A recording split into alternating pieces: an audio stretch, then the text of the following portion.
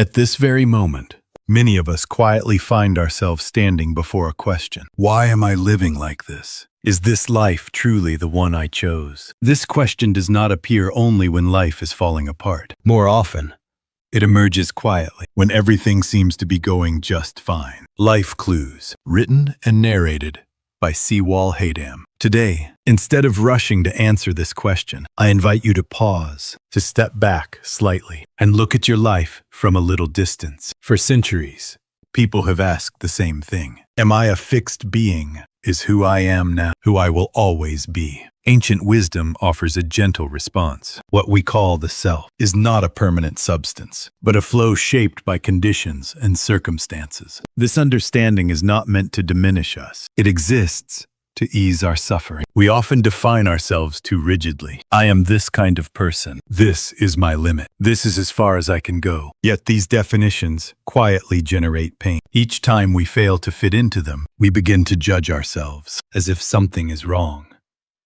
Human beings are not static objects. We are closer to living memory, carrying tendencies and dispositions formed over long stretches of time. These tendencies are not flaws to be corrected, but directions waiting to be understood. The struggle begins when we try to become someone else instead of listening to our own grain. We live inside social structures. Evaluation, comparison, expectations, and standards constantly shape how we see ourselves. We build ideal images, then spend our lives trying to adjust ourselves to them. At some point, no matter how hard we try, the deeper flow of life refuses to change. This is not because we lack effort. It is because our effort is being poured into a direction that is not truly ours. Ancient wisdom reminds us here, there is far less to cling to than we think. The ideal self, the image of success, the standards formed through comparison, all shift the moment conditions change. Yet we exhaust ourselves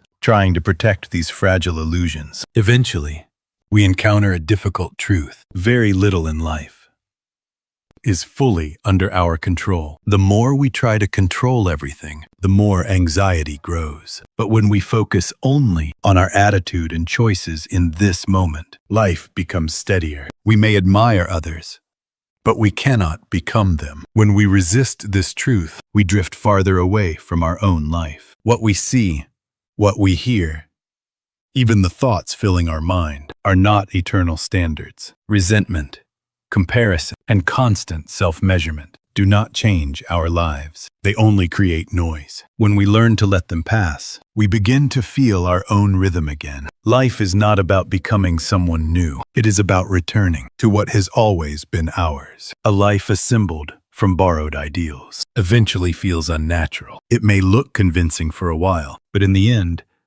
we all return to ourselves. Ancient wisdom speaks plainly. Do not cling too tightly to gain or loss, success or failure. They arise from conditions and fade when conditions change. This does not mean doing nothing. It means wasting less energy. A life spent running without understanding oneself eventually leads to emptiness. There must be moments when we sit quietly and look inward. What do I truly want? What do I fear? Where do I feel constrained? When we face these questions honestly, we slowly regain the center of our lives. I call this process returning.